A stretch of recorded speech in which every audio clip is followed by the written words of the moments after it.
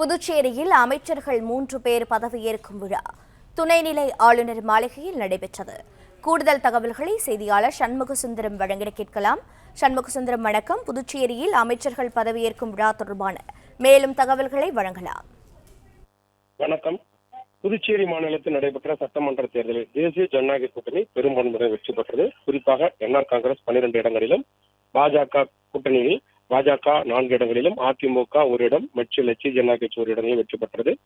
தொடர்ந்து மே 13ஆம் தேதி முதலமைச்சர் ரங்கசாமி அவரோடு பாஜக சட்டமன்ற உறுப்பினர் நமச்சிவாயம் மற்றும் என்ஆர் காங்கிரஸ் சட்டமன்ற உறுப்பினர் மல்லாடி கிருஷ்ணர் ஆகியோர் அமைச்சர்களாக பொறுப்பேற்றுக் கொண்டனர்.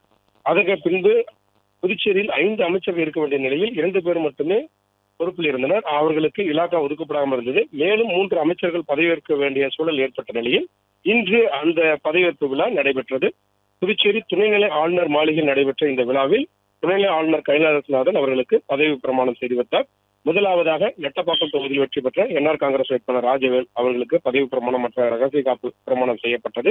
அதனைத் தொடர்ந்து லாஸ்பேட்டை தொகுதி சட்டமன்ற உறுப்பினர் என்ஆர் காங்கிரஸ் சட்டமன்ற உறுப்பினர் சார்பில் சிவக்கொழுந்தும், மேலும் பாஜக சட்டமன்ற உறுப்பினர் திருநெல்லா சட்டமன்ற தொகுதி GNS ராஜன் ஆகியோரும் அமைச்சர்களாக பொறுப்பேற்றுக் கொண்டனர்.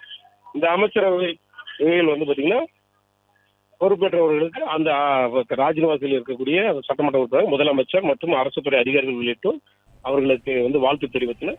தொடர்ந்து அங்கிருந்து சட்டமன்றத்திற்கு வந்த அவர்கள் அமைச்சரவையில் தங்களுடைய பொறுப்புகளை ஏற்றுக்கொண்டனர். பிளே ஸ்டோர் மற்றும் ஆப் ஸ்டோரில் இருந்து பாலிமர் செயலியை QR கோடு மூலம் பதிவிறக்கம் செய்யுங்கள். செய்திகளை உடனுக்குடன் பெறுங்கள்.